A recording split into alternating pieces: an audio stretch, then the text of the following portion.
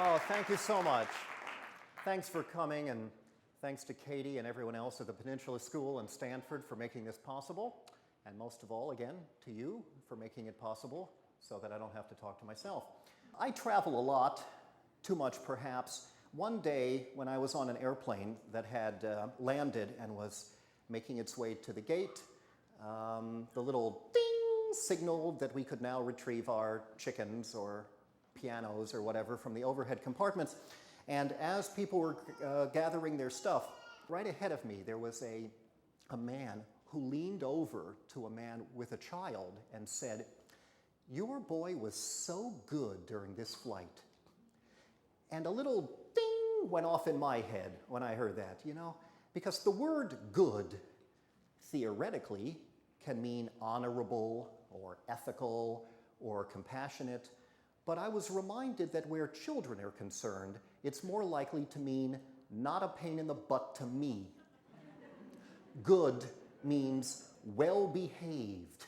Good means quiet where children are concerned. And that may help to explain how it is that so many books and articles written for parents are really focused not on helping kids to become good people, but merely on focusing on getting kids to do whatever it is we demand, which often has to do with their simply being compliant. The means we use toward that end may have changed a bit over the last generation or two. In the old generation, and still in some places now, there are places where in some families the means are like, your butt's going to be sore when your father gets home. Whereas now the means in some places are more likely to be, there's a shiny dinosaur sticker for you if you don't make a fuss in the restaurant tonight. The means have changed, but the goal is still control. The goal is still compliance, which leads me to think about whether there are other goals we have that may be of greater consequence to us. So let me ask you to think about that right now. If you are a parent, what are your long-term goals for your child or children? How would you like them to turn out long after they've left you? Take just a moment to think about that. See if there is a word or a phrase, perhaps, that springs to mind that captures for you your long-term objective for your child. Okay, who's got a word, a goal? What would you like? Love learning. To love learning. Okay, thank you. Yes? To have a purpose. To have a purpose. Independent. You would like your child to be independent. Happy. Thank you. Yes? Resilient. Resilient. Thank you. Yes? Sorry? Healthy? Confident. Sorry. Competent? Confident. Thank you. Engaged. Engaged, not necessarily to be married. Yes. Fulfilled. Thank you. Anything else not said? A good human being. A good human being. Yes? Passionate. And? Self-actualizing. Let's make that our list. So we, in this group, would like kids to love learning and have a purpose in life about which they are passionate. We want them to be independent and resilient, confident, engaged, happy, and fulfilled, to be good human beings who are self-actualizing.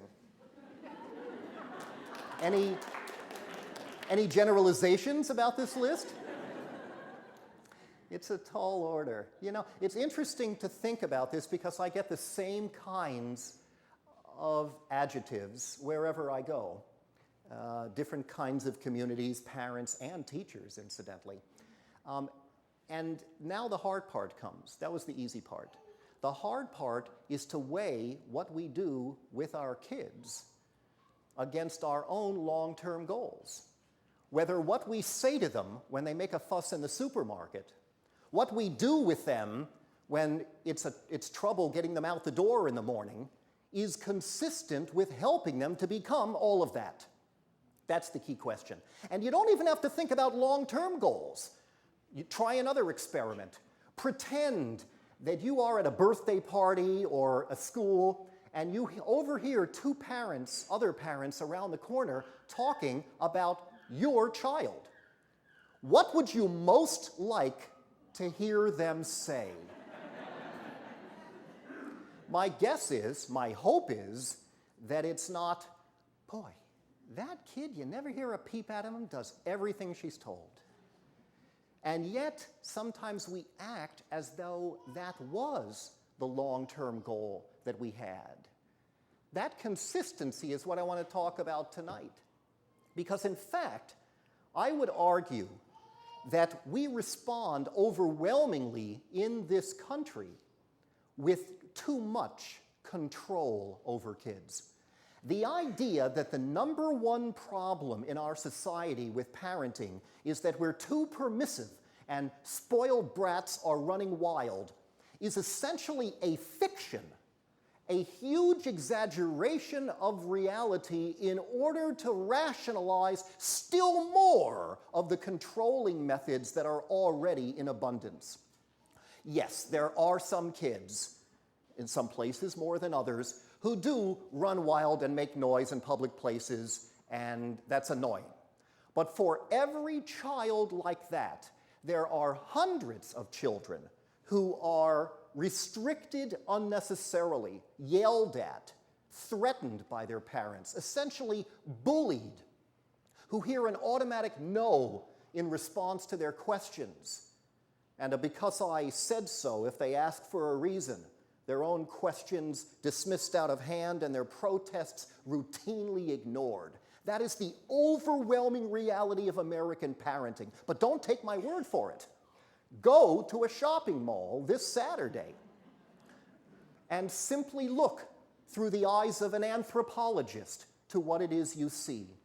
And you will realize that this tendency to treat kids fundamentally disrespectfully in order to get them to do whatever we demand, regardless of whether there's a good reason, is part of the problem.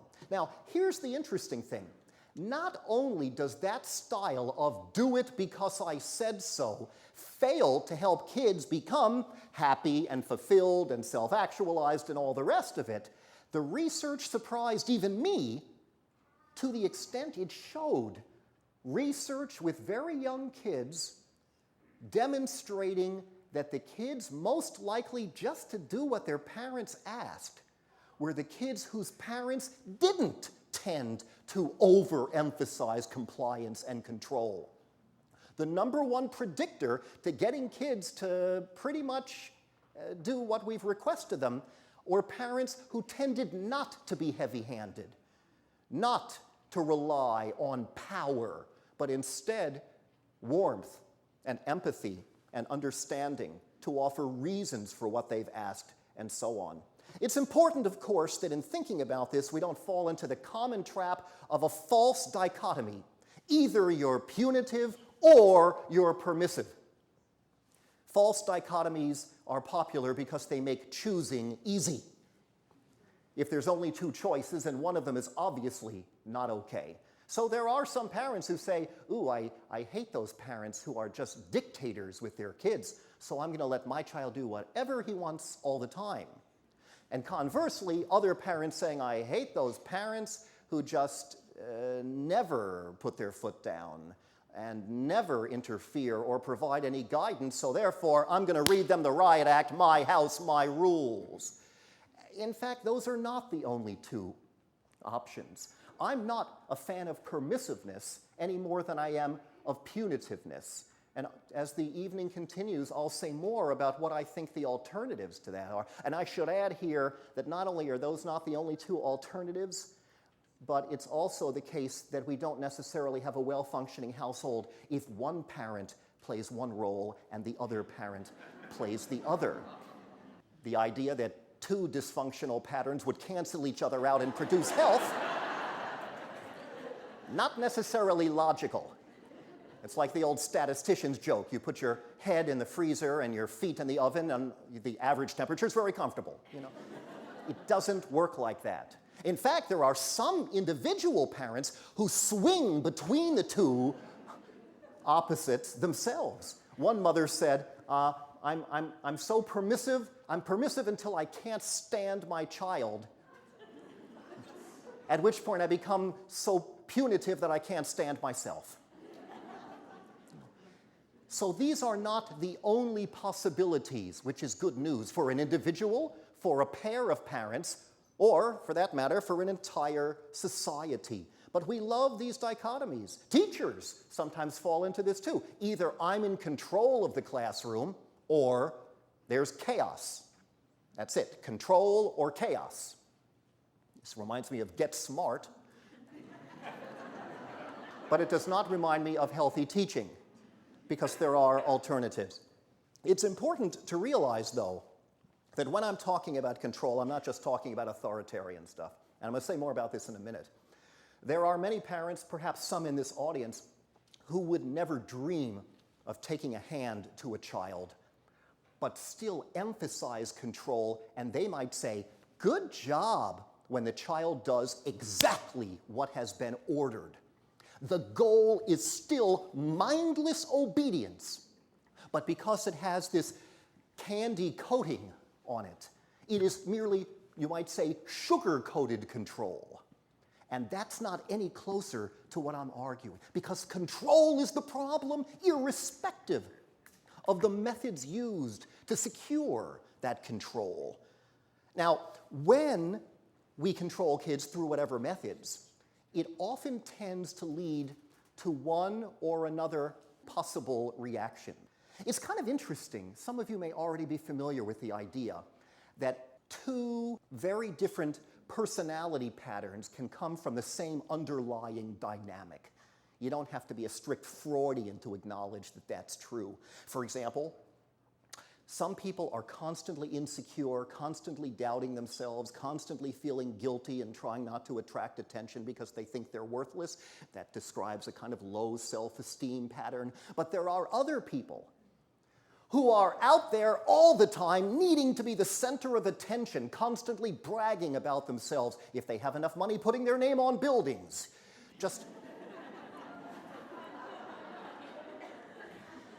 And the paradoxical reality is, many psychologically attuned people would say, those people too are suffering from fundamental doubts about their own value and worth and are trying to overcompensate. So here we have two opposite patterns coming from the same underlying personality issues. That's just an analogy. Here's the version of that I want to emphasize now.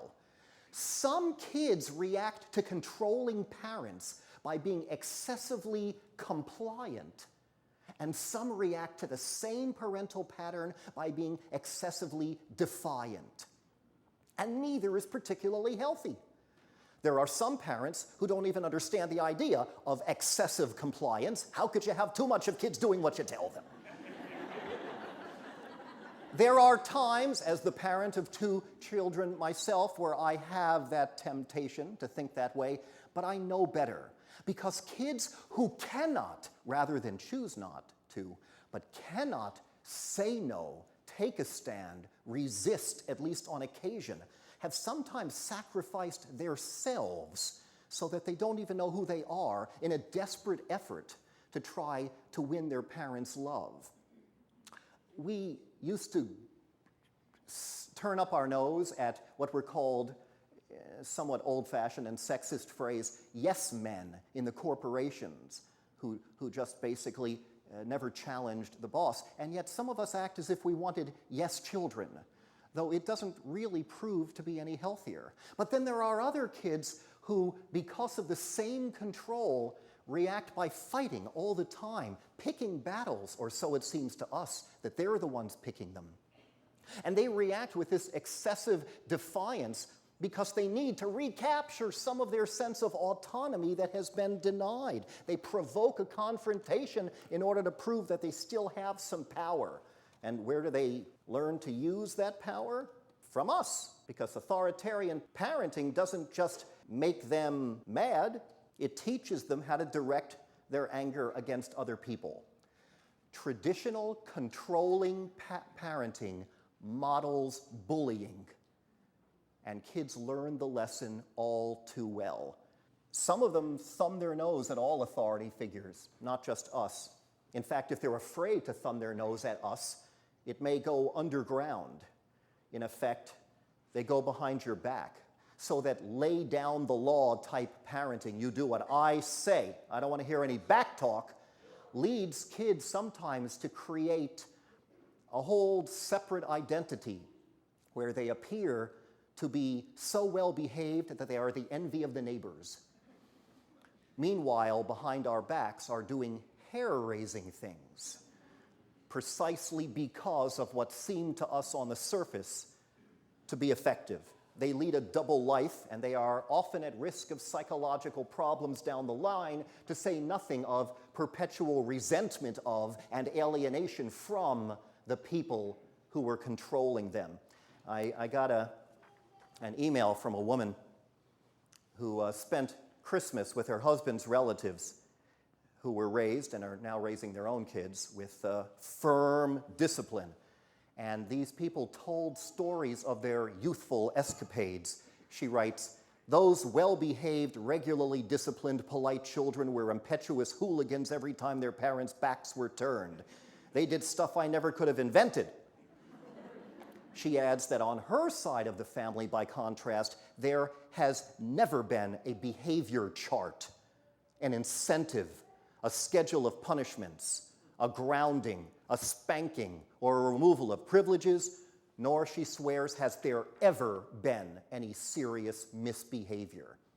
It's interesting to look beneath the surface, beyond what appears to work in a superficial sense.